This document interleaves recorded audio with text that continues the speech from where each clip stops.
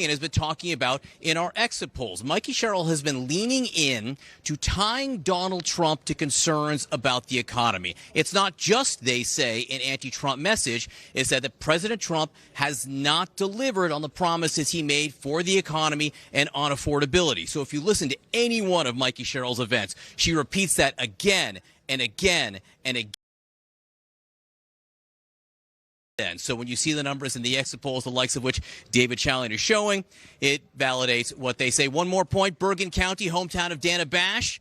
The Mikey Sherrill campaign says that they are winning the election vote there. At least Democrats are overperforming there based on what they have in the last few campaigns, Jay. All right, Berman, my best friend from high school is from East Brunswick, and I know a great diner with amazing cheese fries. I will hook you up after the election is over. Let's go to CNN's David Chalian. He has new exit poll results, which will give us some insight into what's going on in the New York City mayor's race. I also know that diner, Jake, and I love it.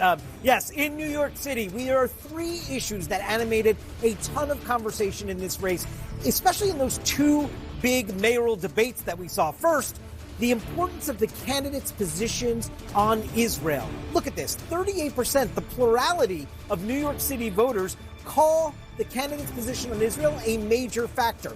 30% a minor factor, 29% not a factor at all. Of course, that cuts both ways since there was a real contrast in positions on Israel. How about crime? That was a major issue discussed in this race.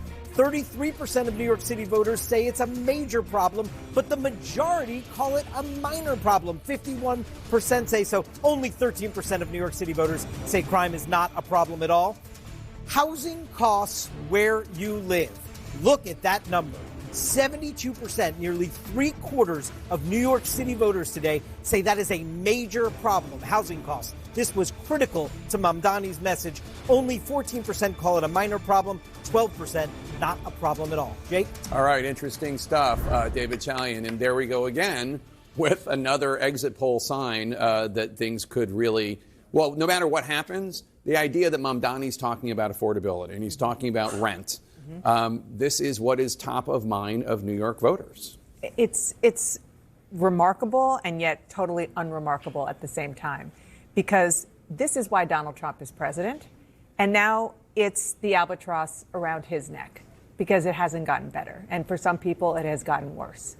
And that is something that privately Republicans recognize, that Republican candidates in these 4 places, and maybe even 5 if you count the Attorney General in Virginia, are dealing with.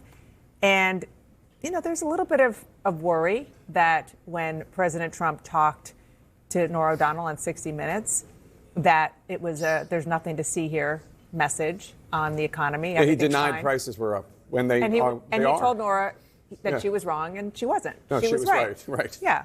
It's actually reminded me a bit, Casey, of the previous president when it came to high prices. Yeah, the thing about denying that prices are high when people that you need to vote for you or support the party that you're a part of, everyone has to buy groceries every week, right? It's not, you can't pretend. And look, this affordability issue, right, when you put those numbers up about how many people think housing is unaffordable in New York, I mean, if you looked at rent in New York lately, have you looked at housing prices across the country post-COVID? I mean, have you talked to young people about how they feel about their own prospects for doing the things that their parents did relatively easily? I mean, their parents were able to buy houses. They felt like they could afford to take care of 1, 2, 3 or more kids.